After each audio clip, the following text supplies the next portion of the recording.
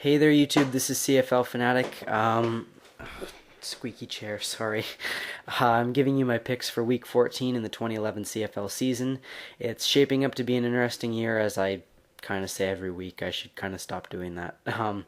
But still, the standings are getting very close, especially in the East. Things are really heating up. The Argos, wow. Last week beat the Bombers, albeit it would be nice if the offense after the beginning of the second quarter could have done anything. I'm not picky. Anyways, I picked BC over Saskatchewan. That was the only one I got right. Schultze was 0-4.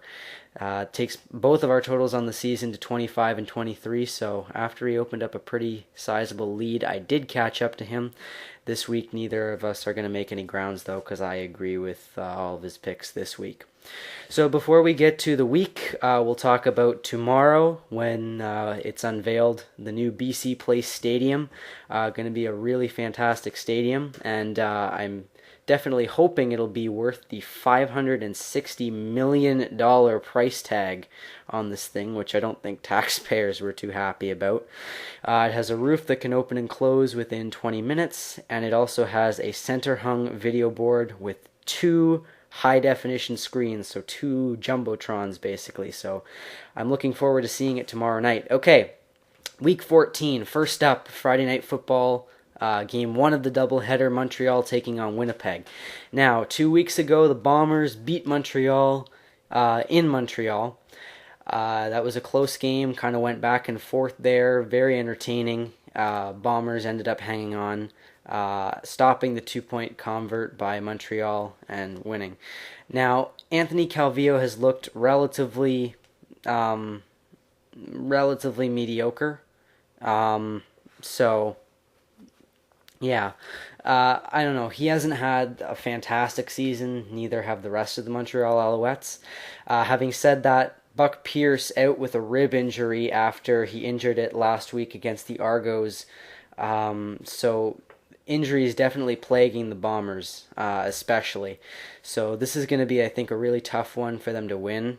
With these two teams clawing at each other for first place in the CFL East, I really think Montreal has what it takes here to move into a tie, especially capitalizing on the Winnipeg injuries. Montreal will do a good job, and I think Montreal will win the game and tie for first.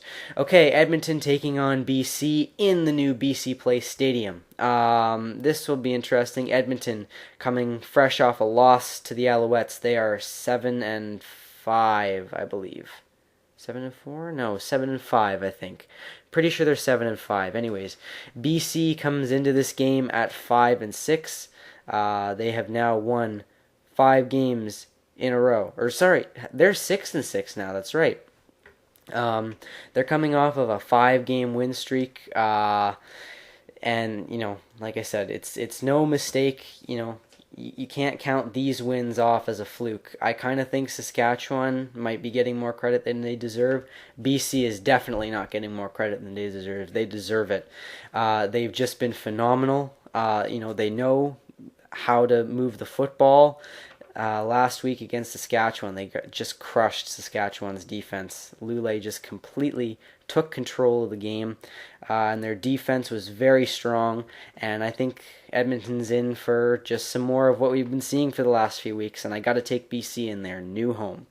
All right, on to Saturday, Saskatchewan taking on Calgary. This is always a very anticipated matchup when these two play in Calgary, because Saskatchewan fans like to make the trek down to Calgary. Unfortunately, I'm not sure that Saskatchewan fans will have too much to cheer about in this game. Both teams coming off of a loss, rather humbling ones too. Calgary coming off of touchdown Atlantic against Hamilton, where their defense allowed Hamilton to score 55 points in that game. Now, that means that for them, they need to rebuild, they need to regroup, and a logical step is to go against a team that last week put up 5 points. It just seems like the logical first rung of the ladder there that I think they're going to start climbing. And Saskatchewan just really inspired absolutely no confidence last week. They really didn't strike me as a team that were ready, that were prepared. Calgary had some struggles last week, of these two teams, I think Calgary will recover first. I have to take the Stampeders in this one. All right, on to Game 2 on Saturday, the second half of the doubleheader, Hamilton taking on Toronto. Now, like I said last week, Hamilton put up 55 points against the Calgary defense. Now, I don't think that they're going to put up 50 points against Toronto's defense, because say what you want about the Argos, their defense last week was stellar. You can blame it partially on injuries, but really I don't buy that, because Brink actually had a decent game. The Argos, they bent, but they didn't break, and they really kept Winnipeg in check, even had a touchdown on defense. Now, having said that, I was really psyched to see Giles run it into the end zone and tie up the game, and then throw it to Rempel to take a 15-7 lead. I was really excited to see this dynamic new offense. But then I quickly realized they're doing exactly what they've been doing all season, which is the offense gets out to a good start, and then it's like they're scared of themselves. They're scared of what they've done because they don't do it often, and then they just collapse. It's astonishing to see. The very next drive, they fall apart. So you know what? I really don't think Toronto is going to come away with this, especially with an offense looking that bad. The Tiger Cats are easily going to take this one. All right, so those are my picks in case you missed them. I'm agreeing with Chris Schultz full and full. Anyways, if you want to stay up late, if you're on Eastern time like me, stay up 10:30, stay up till 1 o'clock in the morning, watch the BC Edmonton game at New BC Place Stadium, and I will see you next week.